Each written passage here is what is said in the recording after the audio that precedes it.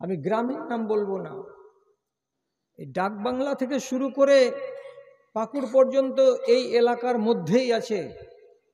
কোনো এক মুসলমান ড্রাইভার, তাকে মৌলানা সাহেব বলতেন মাঝে মাঝে, নমাজের টাইম হলে ভাই গাড়িখানটা ট্রাকটাকে খাড়ো করে দিয়ে বিদেশে আসো, দূরে কাত নমাজগুলো পড়ে নিবা, তো আল্লাহ খুশি হবে, তোমার রুজিতে বরকত হবে। কথা শুনতো না। আবার মৌলভী সাহেবটাকে এত ভালোবাসতো যে 3 দিনের সফর শেষ করে যেমনি বাড়ি আসবে, মৌলানা সাহেব চলেন চা খাওয়াবো আপনাকে, এই খাওয়াবো আপনাকে, এদিকে আবার ঠিক আছে। কত বুঝাই কত বুঝাই কত বুঝাই, কিন্তু বুঝের কথা নেই না। কি হলো, একেবারে উত্তর দিনাজপুরের মেন রোডের উপরে 34 নম্বরে দুর্ঘটনা হলো কি, যে ওর গাড়ির চাকাতে বা ওর গাড়ির বডিতে ধাক্কা লাগলো কোনো স্কুল ছাত্রীর, পাল্টি খেয়ে পড়ে গেল, ছাত্রীটা মরেই গেল। অথচ বেচারির কোনো দোষ ছিল না। জাতিতে ড্রাইভার গাড়ি থেকে নামালো, খালাসিকে ধরলো, জুত করে পিটলো, খালাসিকে পিটে খালাসিকে ছাড়লো, আর ড্রাইভারটাকে কি করলো? আল্লাহু আকবার। মানুষের দিল কত বেরহম হয়। একটা পুরাতন ট্যাক্সির টায়ারকে নিয়ে এলো, আর 2 হাত লম্বা 3 হাত লম্বা একটা তার নিয়ে এলো।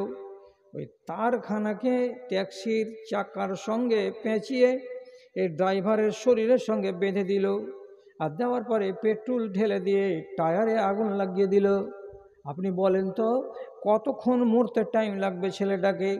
টায়ারের আগুনকে দেখে জোরে জোরে এদিকে পালায়, কিন্তু টায়ার আগুন নিয়েই তার কাছে আসে। পালিয়ে কোনো কুল কিনারা করা গেল না। চোখের সামনে বাবা হে, ওরে মা রে, ওরে ভাই রে, ওরে দাদা রে, কত যে চিৎকার করলো, পায়ে পড়লো, কেউ দয়া করলো না। ওই বিদেশের মাটিতে আগুনে পুড়ে ছাই হয়ে গেল।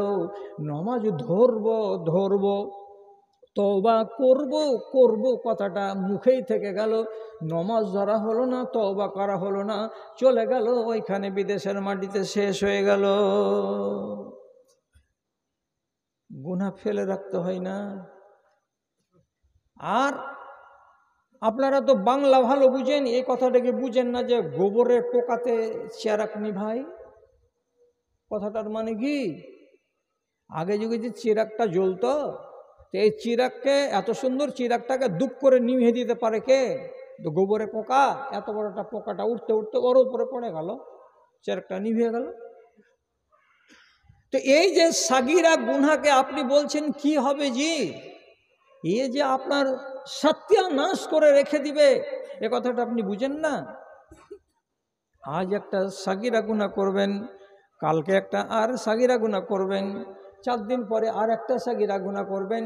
এইভাবে যদি রোজ রোজ 2টা 4টা 2টা 4টা 2টা 4টা করে সাগিরা গুনাহ হয়, তাহলে বছরে কতটি সাগিরা গুনাহ হলো? আপনি মাপ নিচ্ছেন না, মাপ করাচ্ছেন না। তাহলে এই হালাতেই যদি মৌত হয়ে যায়, আল্লাহর কসম খেয়ে বলছি ভাইজান, আপনার সাগিরা গুনাহগুলোই আপনার জন্য মহাকাল হয়ে যাবে। কিয়ামতের দিন আপনি রেহাই পাবেন না।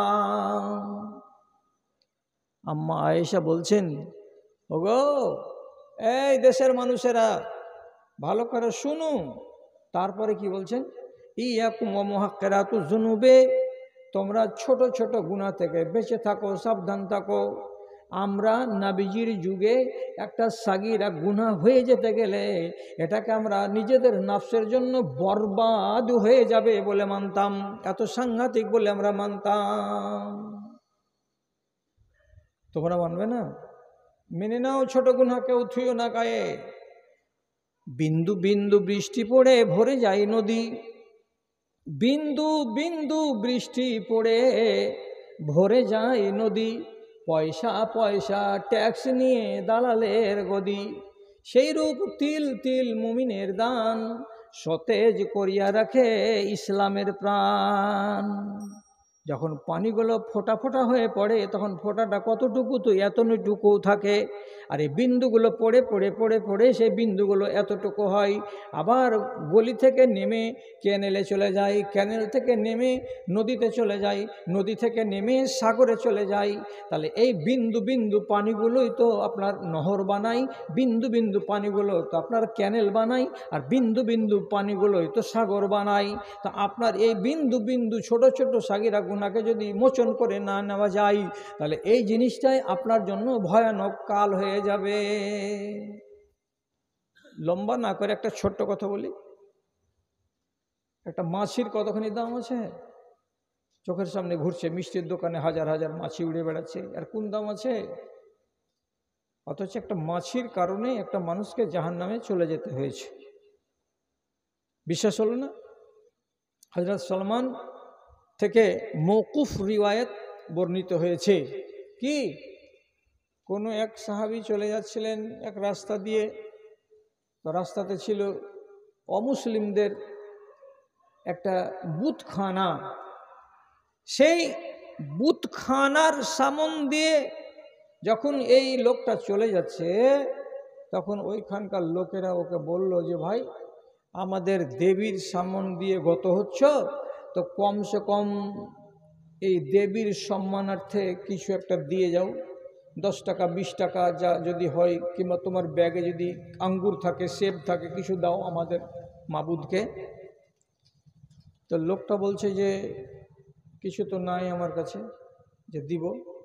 তখন ওরা প্রস্তাব দিয়ে বলছে কি, ওয়ালাউ যুবাবান, যদি কিছু না থাকে তোমার কাছে, তাহলে এই যে চোখের সামনে মাছিগুলো উড়ে বেড়াচ্ছে, একটা মাছিকে তুমি ঠপ করে মেরে দাও, আর মেরে দেওয়ার পরে ওই মাছিটার পাখাটাকে ধরে এমনি করে নিয়ে গিয়ে আমাদের খোদার সামনে রেখে দাও। কেন এটা রাখতে গেলে? বলছে আমার কাছে অন্য কিছু নয়, আর খালি হাত কেমন করে যাব, এই জন্য মাছিটা খোদাকে তোমাদের দিলাম, দাও। হর এতে কি হবে? একটা মাছি দিতে বলছে, ঠপ করে মেরে মাছিটাকে ওদের খোদার সামনে দিয়ে দিল, রাস্তা পরিষ্কার, চলে গেল বাড়ি। আর একজন এলো, ওকে জিজ্ঞেস করা হলো কোথায় যাবা? বলছে আমি ডাকবাংলা যাব। কিছু দিয়ে যাও আমাদের খোদাকে। ওই কিছু নয় আমার কাছে আমি দেওয়ার মতন। আরে কিছু তো দাও। প্রসঙ্গটা এলো কি, তোমার এটা খোদা, আমার খোদা নয়, তো তোমার খোদাকে আমি কিছুই যদি দিই, তো এটা তো আমার ইমানে বাটা চলে আসবে, আমি কেন দিব? শেষে প্রস্তাব দিল একটা মাছি হলেও দিতে হবে। তো বলছে না দিব না, দিব না তো দিব না, তো দিলই না, মাছিও দিল না। কাতালহু, যখন মানুষটা জিদ করলো যে না দিব না, সেখানকার লোকেরা তার গলায় চাক্কু চালিয়ে দিল, তরবারি চালিয়ে দিয়ে লোকটাকে একেবারে সঙ্গে সঙ্গে মেরে শেষ করে দিল। ঘটনা নবীজির কানে গেল। রাসূলুল্লাহ বলছেন আম্মাল আউয়ালু ফাওয়া ফিল জান্নাতে ফিন্নারে ওয়া আম্মাস সানি ফাওয়া ফিল জান্নাহ। প্রথম যে ব্যক্তিটা মাছিটাকে হালকা মনে করে তাদের মাবুদের সামনে দিয়ে দিয়েছে, তার মানে ওইখানে তার ইমানটা, এই যে সামান্যতম বিশ্বাসে আঘাত লাগলো যে তুমি ওদের মাবুদকে বিশ্বাস করে কেন একটা মাছি দিতে গেলে, এই ভুলের কারণে নবীজি বলছেন এ মানুষটা জাহান্নামী হয়ে গেল। আর যেই মানুষটা জেদ করে থেকে গেল, তোমার খোদাকে মানি না, তো একটা মাছিও দেব না, ওকে কতল করে দিল, তো এর লোকটা মরা মাত্রই আল্লাহর জান্নাতে চলে গেল। হাদিসটা কত ফেমাস! একটা লোক মাছির কারণে জান্নাত চলে গেল, আর একটা লোক মাছির কারণে জাহান্নামে চলে গেল। তাহলে ছোট্ট একটা জিনিস কিন্তু কত বড় সর্বনাশ ডেকে আনতে পারে, এই জিনিসটা আপনাকে দেখাবার জন্যই শুধু আপনাকে হাদিসটা বললাম আর শোনালাম। বসে আছেন কেন? এরকম অপরাধ কত করেছি জীবনে, অথচ আমি রমজান মাস থেকে যদি লাভটা না উঠাতে পারবো কি করে হবে? রাসূলুল্লাহ এক রিওয়ায়াতে বলছেন রাগেমা আনফহু, আর নাক মাটিতে মিশে যাক। রমজান মাসকে পেলো, পাওয়ার পরে নিজের গুনাহ খাতাকে গা থেকে পরিষ্কার করতে পারলো না, তো তাহলে এটা তো বাস্তবিক কথা। শুধু ইফতারির টাইমে একবার রোজা খোলার টাইমে দোয়া করবে না যে আল্লাহ আমাকে মাপ দাও, আল্লাহ আমাকে মাপ দাও, এটা বললে হবে না দাদা আমার। আর একবার বলেন, কখন বলবেন? দেশের আলেম ওলামা তো আপনাকে এমন করে আতঙ্কগ্রস্ত করে রেখেছে যে হয়তো নিজে একা একাও কখনো হাত তুলেন কি তুলেন না, তো সেটা আল্লাহ তাআলা জানে। সবাই মিলে যদি না তুলবেন সেটা ঠিক আছে, কিন্তু আপনার নিজের একার প্রয়োজনের জন্য আপনি তো কোনোদিন তো আল্লাহর দরবারে যে হাজিরি দিয়ে বলবেন, পরওয়ারদিগার আমার দরকার আছে, আমাকে তুমি দাও। কোরআন বলছে সারা দুনিয়ার মানুষকে ডেকে, কি, ইয়া আইয়ুহান নাস আনতুমুল ফুকারাউ ইলাল্লাহি ওয়াল্লাহু গানিয়ুন হামিদ। হে দুনিয়ার মানুষেরা, তোমরা যত লোক আছো, মুসলমান এবং অমুসলমান সবাই, তোমরা সবাই ফকিরের দল, সব ফকির, আর আল্লাহ একমাত্র ধনী। তো আমাকে যেখানে আল্লাহ রাব্বুল আলামিন বলছেন তোমরা ফকির আর আল্লাহ হলেন ধনী, তো রাজার বাড়িতে গিয়ে খাড়ো হতে গেলে যদি পেটের ভাত মিলে, দানা মিলে, গম মিলে, চাল মিলে, যে মহান আল্লাহ রাব্বুল আলামিন খালেকে কায়নাত, সারা দুনিয়ার যিনি হলেন মালিক, আর তিনার কাছে আমি রিজিক চাইতে যাব তো পাবো না, তিনার কাছে আমি আমার অভাবের কথা বলবো তো পাবো না, তিনার কাছে গিয়ে আমি আমার দুঃখের কথা বলবো তো পাবো না, এই কোন বিশ্বাস নিয়ে বসে আছেন বলেন তো? সাংঘাতিক হাদিস শোনাচ্ছি, যদি সন্দেহ থাকে তো আপনার গ্রামে যেটা ভালো আলেম আছে তাকে দিয়ে সার্টিফাই করিয়ে নেবেন। নবীজি বলছেন, হে পাপী লোকেরা, পাপ করেছে বলে একবারে নিরাশ হয়ে বসে থাকিও না। হে, যে কেন? নবী বলছেন, লাউলাম তুজনিবুনা লায়াতিল্লাহু বিকওমিন ইউজনিবুনা সুম্মা ইস্তাগফিরুনাল্লাহা ফায়াগফিরু লাহুম। কি, তোমরা যদি এই টোলার লোক, এই ধুলিয়ান বাজারের লোক কয়টা এমন হয়ে যাও, কেমন? তোমরা জীবনে কোনোদিন চুরিও করবে না, ডাকাতিও করবে না, রাহাজানিও করবে না, নমাজও ছাড়বে না, কোনোই পাপ তোমরা জীবনে করবে না। তোমরা সবাই যদি পরহেজগার হয়ে যাও, দিনদার হয়ে যাও, আল্লাহওয়ালা হয়ে যাও, নেককার হয়ে যাও, কোনো একটাও যদি তোমরা পাপ না করো, তাহলে তোমরা মনে মনে বলবে আমরা আল্লাহর পছন্দনীয় বান্দা। কিন্তু আল্লাহ তাআলা বলছেন, না না না, তোমাদের মতো মানুষগুলো আমার কাছে পছন্দনীয় নয়। কেমন উল্টা কথা বলছি যে? পাপও করবে না, অন্যায় করবে না, চুরি ডাকাতি করবে না, রাহাজানি করবে না, শুধু নমাজ রোজা হজ জাকাতে ডুবে থাকবে, ইমান ইমান ইমান ইমান ইমানে পরিপূর্ণ করে রাখবে নিজেকে, একটাও অন্যায় কাজে জড়াবে না। আমার মতো লোক আল্লাহর কাছে প্রিয় হবে না তো কে প্রিয় হবে? আল্লাহ তাআলা বলছেন, তোমরা যদি কেউ পাপ না করো, শুধু ইমানের কাজ করো, দিনদারির কাজ করো, মুত্তাকি হও, পরহেজগার হও, দিনদার হও, নবীজি বলছেন তোমাদের সব কটি মানুষকে আল্লাহ রাব্বুল আলামিন শেষ করে দেবেন, নিশ্চিহ্ন করে দেবেন।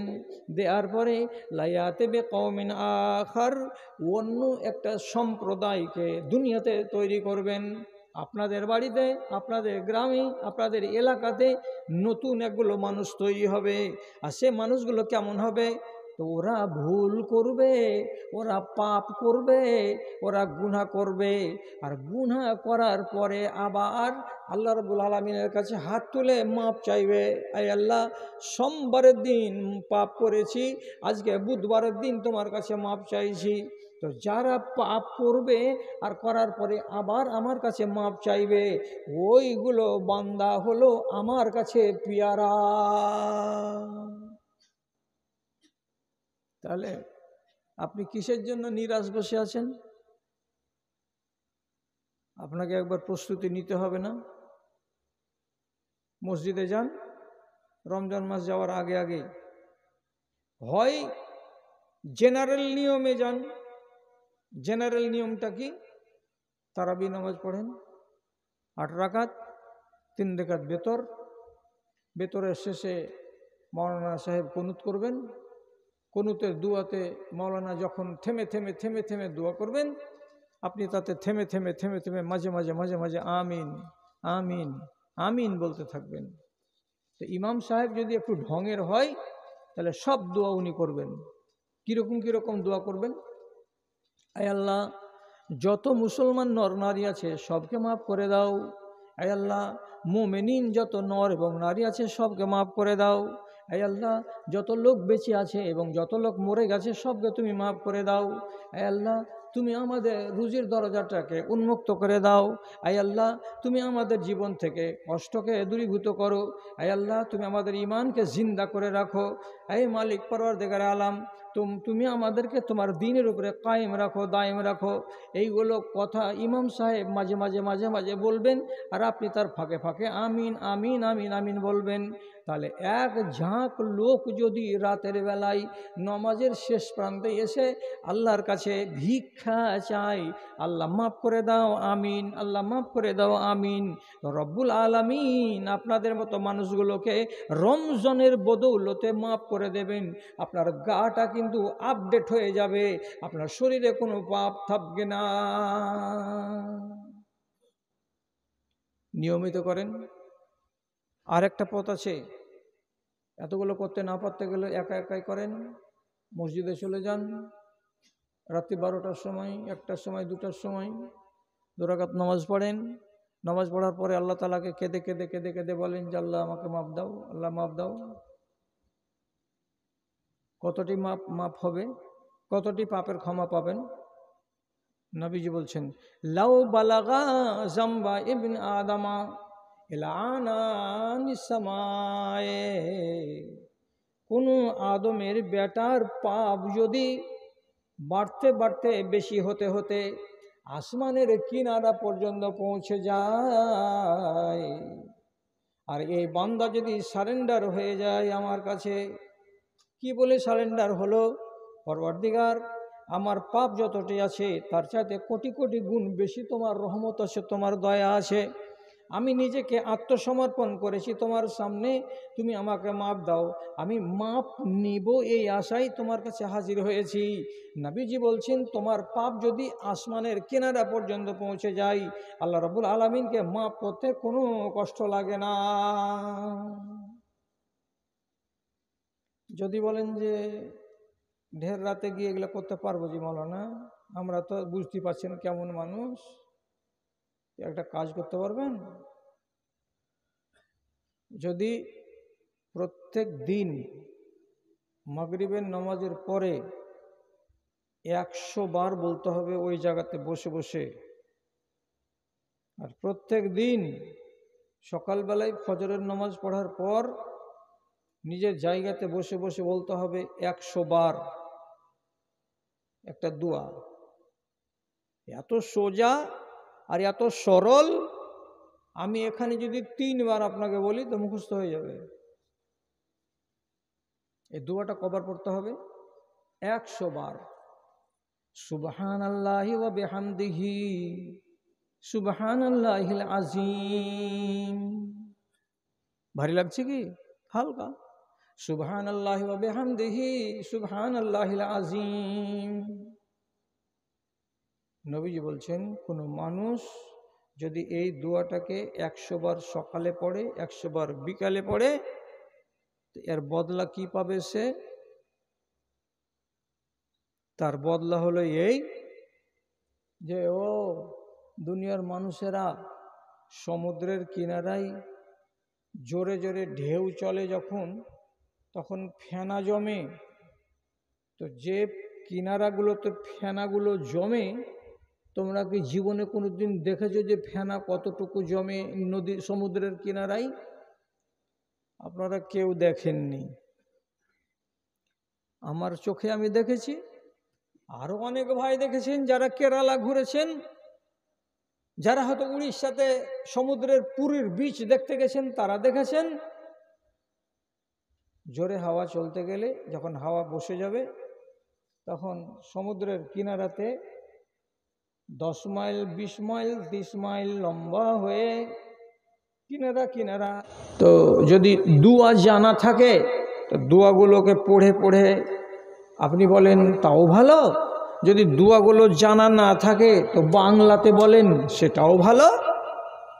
আল্লাহুম্মা গফিরলি মা কদ্দামতো ওমা আখারতো ওমা আসরারতো ওমা আলানতো ওয়া আনতা আলামু বিহি মিন্নি আনতাল মুকদ্দিমু ওয়া আনতাল মুআখিরু ওয়া আনতা আলা কুল্লি শাইইন কাদির।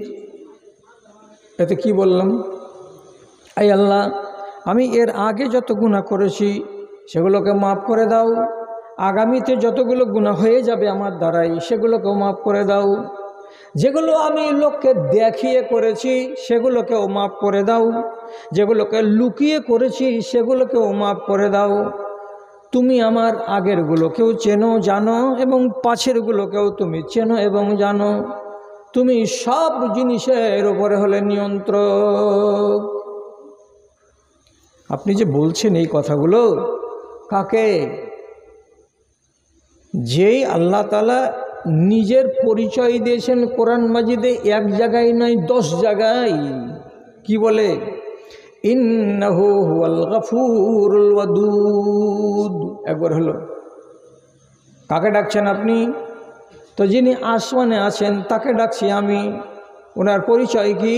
তো হুয়াল গফুরুল ওয়াদুদ, তিনি অধিক অধিক ক্ষমা দিতে পারেন, ক্ষমাদানকারী এবং অত্যন্ত বেশি ভালোবাসি বাসনেওয়ালা, মুহাব্বতকারী। কাকে? তো তার বান্দাকে। একবার পরিচয় দিয়ে দিলেন আল্লাহ। আবার অন্য জায়গাতে বলছেন ইন্নাহু হুয়াত তাওয়াবুর রহিম। আমার পরিচয় হলো এই যে আমি অধিক অধিক বান্দাদের তওবাকে গ্রহণ করি এবং আমার বান্দাদের উপরে বেশি বেশি পরিমাণে দয়া করি। তাহলে কোরআন মাজিদে কত জায়গায় আল্লাহ রাব্বুল আলামিন নিজের পরিচয় দিয়ে বলছেন আমি তওবা কবুলকারী, কোনো জায়গায় বলছেন আমি ক্ষমা প্রদর্শনকারী, কোনো জায়গাতে আল্লাহ রাব্বুল আলামিন বলছেন আমি অত্যন্ত দয়াশীল, কোনো জায়গাতে আল্লাহ রাব্বুল আলামিন বলছেন আমি অত্যন্ত করুণাময়। তো তার পরিচয় হলো এই, আর তার সামনে আমি ইফতারের টাইমে বলছি এই কথাগুলো আর এই দোয়াগুলো।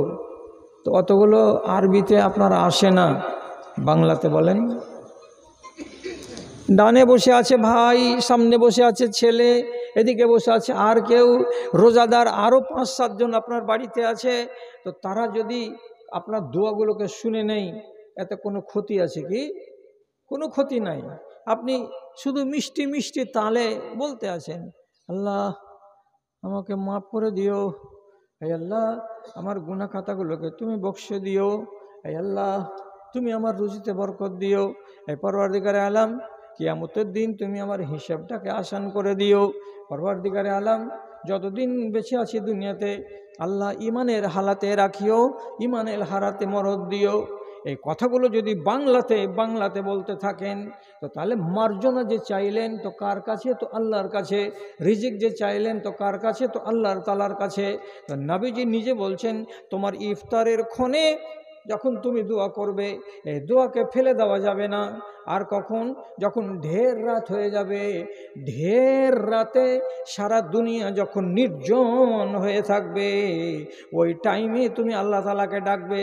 তো নির্জনে বসে যদি আল্লাহকে ডাকা যায় তো সেই দোয়া কোনোদিন রদ হয় না।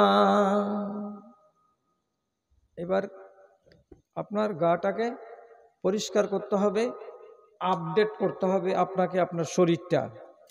কীরকম করে আমি আপডেট করব? মানে নেকিটাকে বাড়িয়ে নেব আর গুনাহ খাতাকে শরীর থেকে সম্পূর্ণকে খসিয়ে নেব। বড় হোক তবুও, ছোট হোক তবুও, সাগিরা হোক তবুও, কাবিরা হোক তবুও, একটাও গুনাহ আমি শরীরে রাখবো না। আমি একেবারে ওকে আপডেট করে নিব আমার নিজের দেহটাকে। আপনারা তখন বলবেন এতগুলো কথা তো বুঝি না মৌলানা। তো বুঝেন না তো আপনাকে শর্টের উপরে বলে দিচ্ছি যে শিরকের গুনাহ যতই কাঁদবেন কাটবেন মাফ হবে না। কাউকে যদি মার্ডার করে দিয়ে থাকেন জীবনে, তো কাঁদবেন, সেটা আপনার কাজ, আল্লাহ তাআলার ইচ্ছা। কিন্তু ঘোষণা আছে কি বলে, জীবনে মাপ পাওয়া যাবে না। কেন কোরআনে আল্লাহ বলেই দিয়েছেন, মান কাতালা মুমিনান মুতাআম্মিদান ফাজাযাউহু জাহান্নামা খালিদান মুখাল্লাদা। কোনো মানুষ যদি অন্যায় করে কোনো তার ভাইকে হত্যা করে দেয়, তাহলে ওই মানুষটা কিয়ামতের দিন ওয়ানাদি ওয়ানন্তকাল ধরে জাহান্নামের আগুনে জ্বলতে থাকবে, তাকে ক্ষমা প্রদর্শন করা হবে না। এই দুটো মাফ হবে না। এরপরে কাবিরা গুনাহ বড় বড় আছে। কি কি কাবিরা গুনাহ বড় আছে? জাদু করা কেউ যদি করে তো এটা কাবিরা গুনাহ। কেউ যদি ব্যভিচার করে তো এটা কাবিরা গুনাহ। কেউ যদি সুদ খায় তো কাবিরা গুনাহ। কেউ যদি মদ খায় তো কাবিরা গুনাহ। কেউ যদি কাউরি ছেলেকে কিংবা মেয়েকে মিথ্যা অপবাদে ফাঁসিয়ে দেয়, এটা হলো কাবিরা গুনাহ। কেউ যদি পিতা মাতার সঙ্গে এমন সম্পর্ককে ছেদ করে নেয় যে পিতা বুঝতে পারে না যে এটা আমার বেটা, আর বেটা বুঝতে পারে না যে এটা আমার বাবা, এমন দুজনের ভেতরে দূরত্ব বজায় হয়ে আছে, তাহলে এমন সম্পর্ক ছেদ করে নেওয়া কোনো ছেলে যদি থাকে তো এটা হলো কাবিরা গুনাহ। এবং যুদ্ধের ময়দান থেকে কেউ যদি পালিয়ে আসে, এটা হলো কাবিরা গুনাহ। এগুলো মাফ হয়ে যাবে, এগুলোকেও আপনি মাফ করেন। তো ছোট থেকে শুরু করেন। গায়ে যদি ছোট ছোট পাপ থাকে তো এগুলোকে আগে ধুয়ে নেন। ছোট পাপ কাকে বলে? আপনি কাউকে গালি দিয়ে দিলেন, হাসতে হাসতে গাল দেওয়া অভ্যাস নেই আমাদের মধ্যে। 3 বন্ধু যদি এক জায়গাতে থাকে, রেল স্টেশনে বা ট্রেনের ভিতরেই বলেন বা চায়ের দোকানে বসে থাকে, তো বন্ধুর সঙ্গে কথা বলতে গেলে কতটি আলা সালা গালা বলে আপনারা কি জানেন না? হাসতে হাসতে। তো কোনো মুসলমান যদি কোনো মুসলমানকে গাল দেয়, তাহলে এটা হলো ফাসেকি কাজ, গুনাহ হলো না? তাহলে নবীজি বলছেন, সেবাবুল মুসলিমে ফুসুকুন ওয়া কিতালুহু কুফরুন। কোন একজন মুসলমান যদি আর একজন মুসলমানকে গাল দেয়, তাহলে এটা হলো কি কাজ? তো ফাসেকি কাজ। এটা থেকে আপনাকে উঠতে হবে, এটা সাগিরা গুনাহ। আর সাগিরা গুনাহ কি? একটা মানুষকে আপনি মিশামিশি তারপরে রাগলেন, রেগে দুটো কথা বলে দিলেন আপনি, এটা হলো অন্যায়, ছোট কাজ, ছোট গুনাহ। আপনি যদি কোনো একটা জীবকে, কোনো একটা জন্তুকে ওয়াহেতুক তার জায়গা থেকে তাড়িয়ে দেন, আরাম করছিল একটা কুকুর কিংবা একটা ছাগল কিংবা একটা ভেড়া, আপনি মিছামিছি অকারণে ওকে ওইখান থেকে তাড়িয়ে দিলেন হেৎফেত করে, কোনো কারণ নয়, যুক্তিসঙ্গত। এইভাবে কোনো একটা জানোয়ারের আরামকে হারাম করা, এটা হলো সাগিরা গুনাহ। কেউ যদি পথ চলতে চলতে কোনো রমণীর দিকে কুনজরে তাকায়, তাহলে এটা হলো সাগিরা গুনাহ। কেউ যদি যৌবনকালে কিংবা বৃদ্ধ বয়সে কোনো নারীর শরীরে হাত লাগিয়ে দেয়, তাহলে এটা হলো সাগিরা গুনাহ। যদি কেউ কোনো রমণীকে অন্যায়ভাবে চুমু দিয়ে দেয়, এটা হলো সাগিরা গুনাহ। এরকম সাগিরা গুনাহ একটা নয়, দুটা নয়, শত শত শত শত সাগিরা গুনাহ আছে। আগে সাগিরাকে মাফ করে নেন। আপনি হয়তো মনে মনে বলবেন, এইগুলো গুনাহতে কি হবে যে মৌলভী সাহেব, এত লম্বা জীবন পড়ে আছে, হজে যাব আর 6 বছর পরে, আর যে আল্লাহ তাআলাকে কাবার প্রাঙ্গণে গিয়ে ধরবো, এমন জুত করে ধরবো যে যত গুনাহ আছে সমস্তকে মাফ করে বাড়ি চলে আসব। কাবাতে যাব, তারপরে মাফ করব, যদি কাবাতে যাওয়ার আগে দমটা চলে যায় তো কি হবে? হজের ফর্ম ফিল আপ করা আছে, চলে গেছেন জিদ্দা এয়ারপোর্টে, নেমে গেছেন, তওয়াফ করতে চলে আসছেন কাবার দিকে, ট্যাক্সিতে অ্যাক্সিডেন্ট হয়ে গেল, কাবার ঘরকে দেখতেও পেল না। ওখান থেকে হসপিটালের থেকে 18 দিন 20 দিন থেকে তারপরে জ্ঞান যদি একটু করে ফিরল তো ততদিনে হজ শেষ, সাথীরা সব বাড়ি চলে গেছে, তার 1 মাস পরে মাজা ভাঙা শরীর অচল, কেবল শ্বাসটা আছে, এরকম একটা মানুষকে বাড়ির লোক টাকা পয়সাওয়ালা ভালো বলে তারা লোক গিয়ে প্লেনের টিকিট করে আবার ওই হাজী সাহেবকে বাড়ি নিয়ে আসলো। বাড়ি কোথায়? বাড়ি হচ্ছে উত্তর দিনাজপুরের দোমোহনা স্ট্যান্ডের পার্শ্বে একটা গ্রামে। মজলুম বসে আছে বাড়িতে, শুধু দেখছে আপনার দিকে আমার দিকে, এদিকটা চলে না। হজটা করেছেন? করেননি। কাবার কাছে যেতে পেরেছিলেন?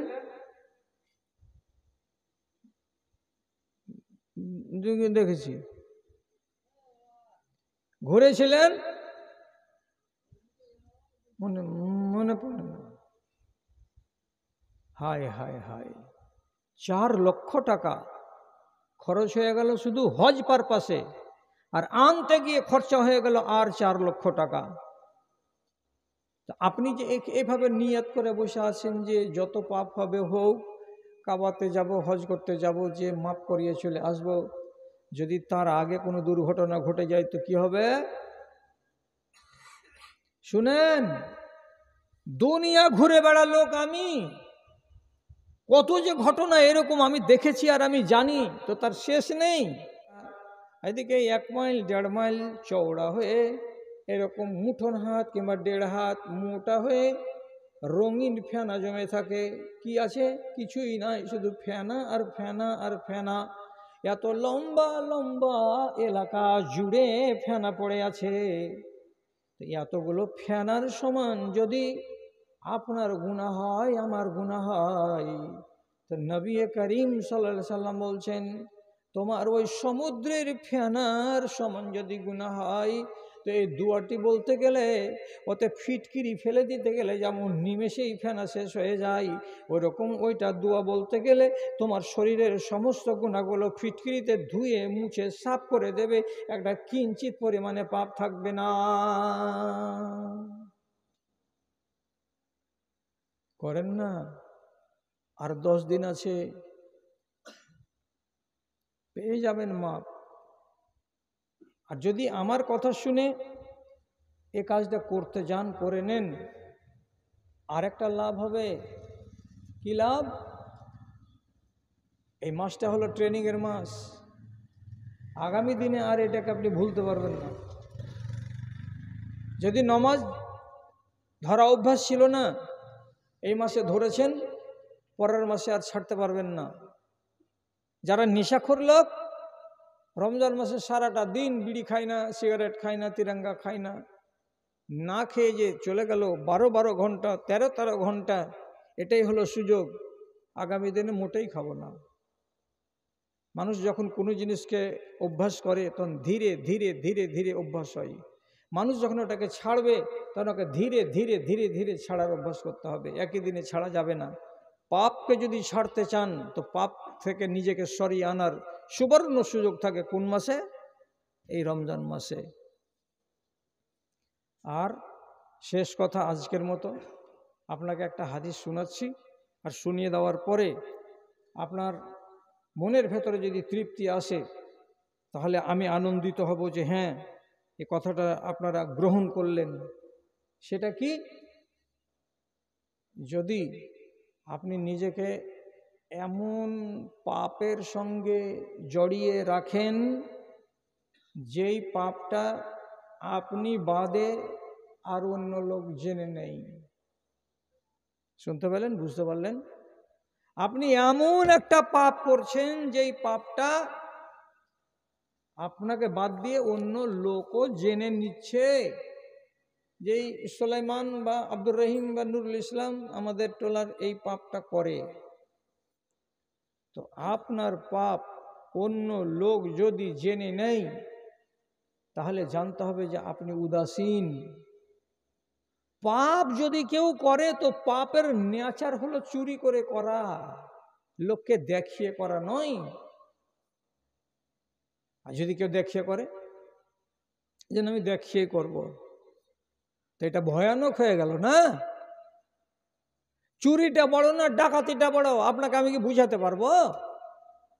চুরি হয় রাতে মালিককে না জানিয়ে, আর ডাকাতি হয় দিনের বেলায় মালিকের সামনে পিস্তল ধরে। চাবিটা দিবি না জান দিবি? তাহলে এটা বড় না এটা বড়? ডাকাতিটা হলো সব চাইতে বড়। কেন? যে ওপেন এটা হচ্ছে। তো আপনি পাপ করবেন যেটাই করেন না কেন, রাতের অন্ধকারে করবেন বা দিনে লুকায়িতভাবে করবেন, আমি আপনি অন্য কেউ যেন জানতে না পারে, এটা হলো পাপ করার নিয়ম। কিন্তু এখন কি পাপ হচ্ছে? ওপেন। কিংবা রাতের বেলায় পাপ করছে, দিনের বেলায় বলে দিচ্ছে বন্ধুকে, সাথীকে, চায়ের দোকানে গিয়ে, জানিস কালকে গেছিলাম অমুক জায়গায়, হিসাব কিতাবটা করেই ফেলেছি রে।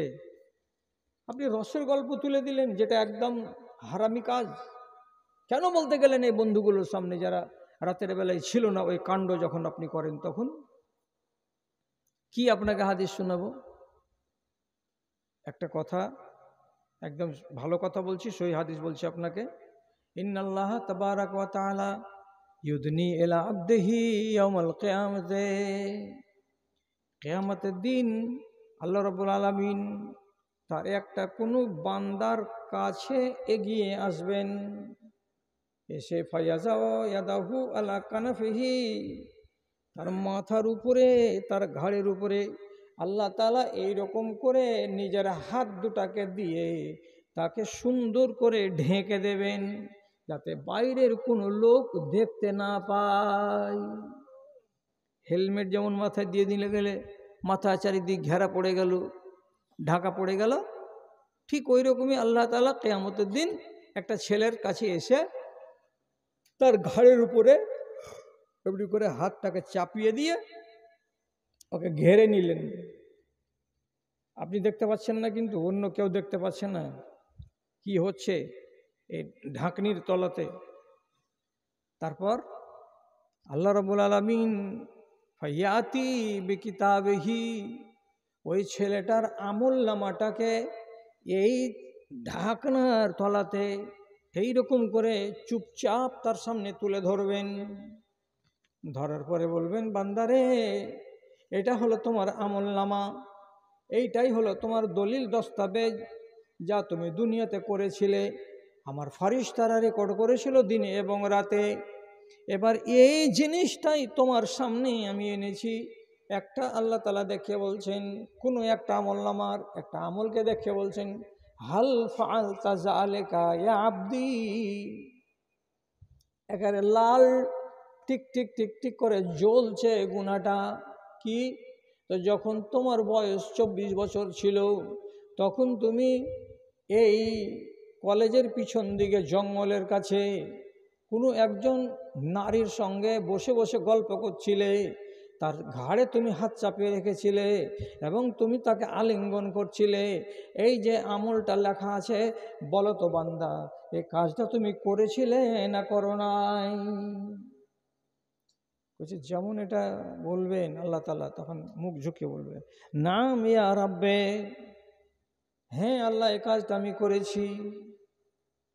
এটা থাকলো। এবার আল্লাহ তাআলা আর একটা বাহির করবেন, বাহির করে এবার বলছেন, হেরে বান্দা, এই দেখতো, এই যে এখানে একটা নেকি দেখতে পাওয়া যাচ্ছে, বলো তো এই নেকিটা যেদিন তোমার বয়স 30 বছর ছিল, তখন তুমি কি অমুক জায়গায় জালসা শুনতে গিয়ে এই নেকিটা করেছিলে কি না?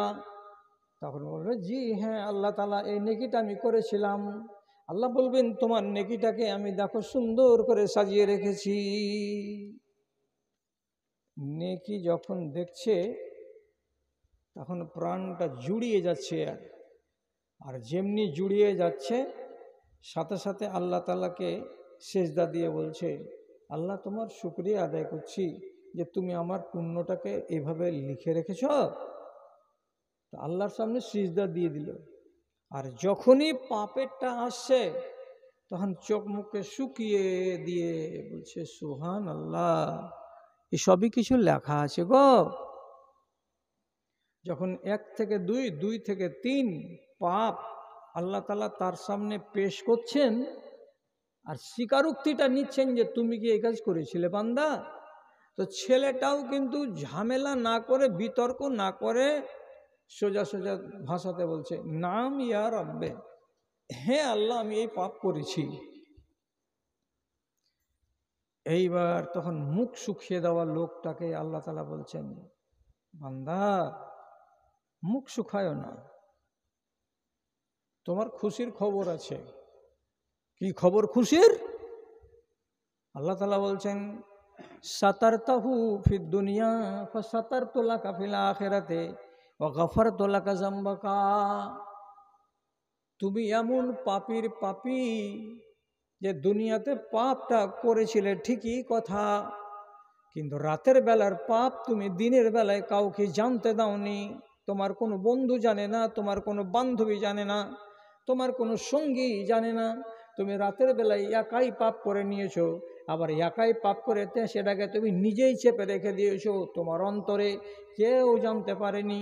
তো পাপটাকে যখন তুমি লুকিয়ে রেখেছিলে, কাউকে জানতে দাওনি, তখন আমি আল্লাহ রাব্বুল আলামিন তোমার এই পাপটাকে আমিও লুকিয়ে রেখেছিলাম, আমিও কাউকে জানতে দিইনি।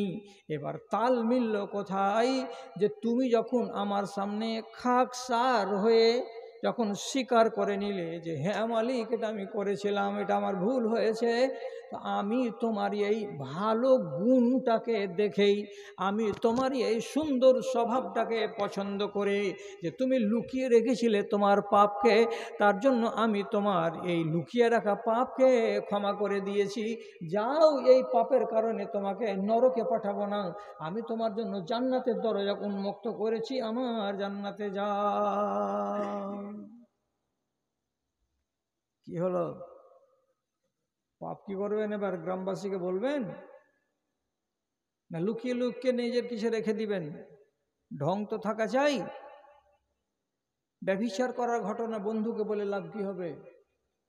কারই মোবাইল চুরি করে নিয়েছো, তো মোবাইল চুরি করে এনে আরেকজন বন্ধুকে বলে কি লাভ হবে? নিজের বদনাম তো পরের কাছে যাচ্ছে।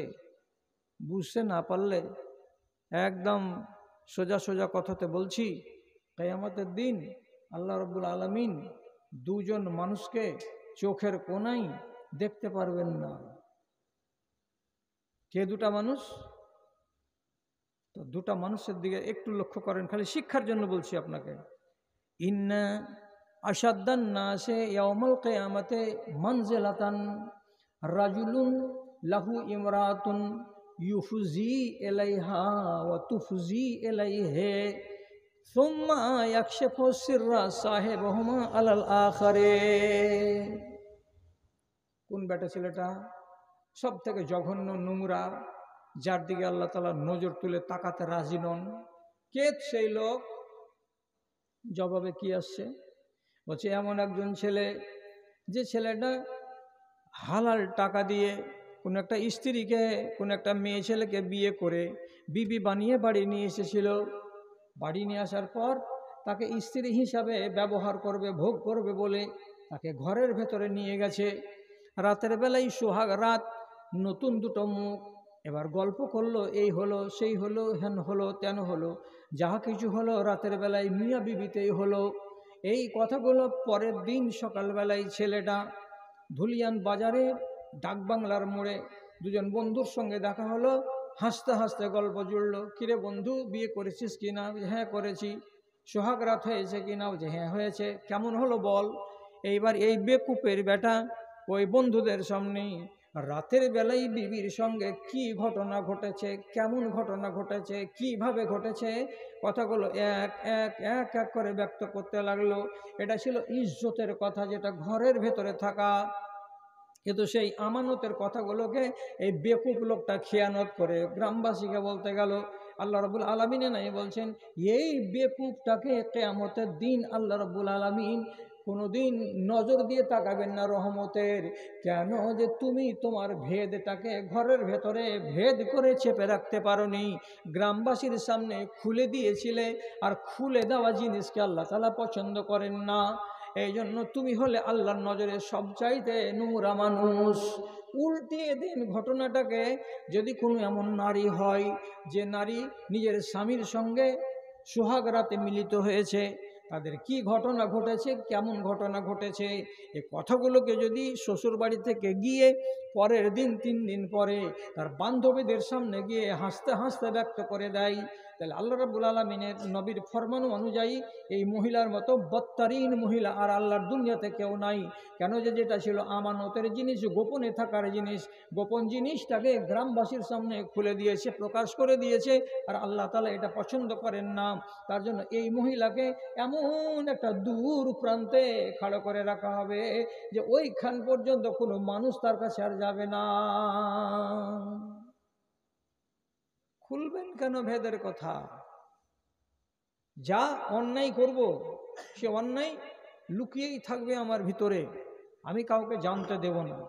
এইটাকে আল্লাহ রাব্বুল আলামিন বলছেন আমি আমার গুণ দিয়ে তোমাকে মাফ করব। সুতরাং পাপ আল্লাহ না করে আপনার দ্বারাই হয়, আর যদি হয়ে যায় তাহলে সেই পাপ ঢাকা থাকবে, কোনো লোক জানতে পারবে না। সুবিধা কি হবে? যদি দুনিয়াতে মার্জনা করতে যান, তো মার্জনা চাইতে গেলে আপনি একাই পাপ করেছিলেন, একাই আসামির বেশে আল্লাহর দরবারে যাবেন আর আল্লাহর সামনে একাই কথা বলবেন, ঝামেলাটা শেষ। আর যদি আপনি অপরাধ করতে গিয়ে 5 জনকে সাথে করে নিয়ে অপরাধ করে থাকেন, বলাৎকারই যদি হয় ধরে নেন, বা মদ্যপান করাই যদি হয় ধরে নেন, 5 জনে মিলে 1 বোতল মাল কিনে ভাগাভাগি করে খেয়েছেন, রাতের বেলায় মাপ চাইতে যাবেন আল্লাহর মসজিদে, পরওয়ারদিগার এই হলো ওই হলো, ওয়াজ শুনেছি আলেম ওলামাদের মুখ থেকে, তাতে থেকে আমি লাঞ্ছিত, আমার মনের ভেতরে অনুশোচনা এসেছে, আমি এবার মাপ চাইছি তোমার কাছে। সেই দিন কিন্তু এই মাপ অত সহজে হবে না। কেন?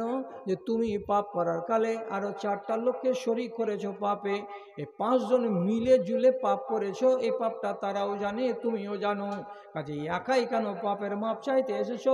যতক্ষণ পর্যন্ত সঙ্গবদ্ধভাবে যে পাপটা করেছিলে যতগুলো সাথীকে নিয়ে, ওরাকে নিয়ে হাজির হও, একসঙ্গে যখন আত্মসমর্পণ করবে তখন তোমাদের মাপ দেওয়া হবে, নচেত মাপ দেওয়া হবে না। আপনি বলুন তো, আপনি মাপ নেওয়ার জন্য রাজি আছেন? আর বাকি 4টা বন্ধুকে যদি বলেন, ও ভাই সুলেমান, ও ভাই ইজাবুল হক, আজকে রাতের বেলায় আল্লাহর দরবারে যাব, আর আমরা ওই 5 জন মিলে মাপ চাইব। কিসের মাপ? তো গত বছর 1 জানুয়ারিতে যেটা পাপ করেছিলাম তারই মাপ। এরা 3 জনই বলবে, 4 জনই বলবে, মারবো শালা গালে একটা চড়, ফাইলামো করার জায়গা পাচ্ছিস না, তুই মাপ সাহাবি চাহাগা, আমাদের এখন ওইগুলো করার সময় হয়নি। আসবে? আপনি ডাকবেন ওকে, চল না একসঙ্গে মাপ করাবো, আসবে? কেউ আসবে না। তাহলে গেল কোথায়? সুতরাং শেষ কথা, শিরিকের গুনাহ মাফ হবে না, মার্ডারের গুনাহ মাফ হবে না, সাগিরা গুনাহ যত আছে জিকির আজকার করলে মাফ হয়ে যাবে, কাবিরা গুনাহ যত আছে একটু বেশি মশলা পোড়ান যদি মাফ হয়ে যাবে, আর যদি লোককে সিনা ফুলিয়ে গায়ে জোরে দেখিয়ে পাপ করে বেড়ান, তাহলে এই পাপটাকে আরবি ভাষাতে বলা হয় পাপীকে মুজাহির, মানে কি ওপেন পাপী, যেন তেন পাপী নয়, ডন, একে মাপ দেওয়া হবে না। সহিহ হাদিসে লেখা আছে কুল্লু উম্মতি মুআফান ইল্লাল মুজাহিরিন, সকল উম্মতিকে মাপ দেওয়া হবে, কিন্তু যারা ওপেন গুনাহ করে, খোলাখুলি গুনাহ করে, চ্যালেঞ্জ করে গুনাহ করে, এইরকম ডনদেরকে মাপ করা হবে না। তাহলে গুনাহ মাপ হবে না, তার তালিকাতে টোটাল কটা ঢুকলো? 3টা। আমরা তো শিরিক করি না আলহামদুলিল্লাহ, মার্ডার তো করি না আলহামদুলিল্লাহ। যদি এইটা থাকে, এইটা যদি থাকে ওপেন গুনাহ করাটা, এরপর থেকে যেন না হয়, এটা আপনাদের কাছে আমার অনুরোধ থাকলো। এবার কথাটা হলো এই যে মুর্শিদাবাদের বাজারে এর আগে আমি যত জালসা করেছি, এইবারের জালসাগুলো একটু রং আলাদা লাগছে, কেন তো বুঝতে পারি না। এর আগে একটা এসেছিলাম বরতলা, বরতলা না বরবনাজি, বরগাছি, বরগাছি, দেখলাম লোক নাই। আজকে এখানে এসে দেখছি যত বড় পালটা টাঙানো আছে, পাল বরাবর লোক নাই। তো কেন নাই, তো সেটা আল্লাহ জানে। টাইম কিন্তু যথেষ্ট আপনারা দিলেন, আর আমিও চুপচাপ এখানে বসে বসে বসে বসে স্থির মনে আপনাকে 1.5 ঘন্টা কথা আমি শুনিয়ে দিলাম। তো আমার শোনানোটা আপনার যদি মঙ্গল বয়ে আনে তো এটা হলো আনন্দের কথা। যতটি কথা শুনলেন কথাটির প্রতি শ্রদ্ধাশীল হন, রমজানকে কাজে লাগান, আপনি সৌভাগ্যবান হন, এটা হচ্ছে আমার দোয়া। এবার মজলিসকে আমি শেষ করছি, কেন যে আমাকে বাড়ি গিয়ে আবার সাহারি খেতে হবে, আমার ট্রেনের টাইম হয়ে আসলো।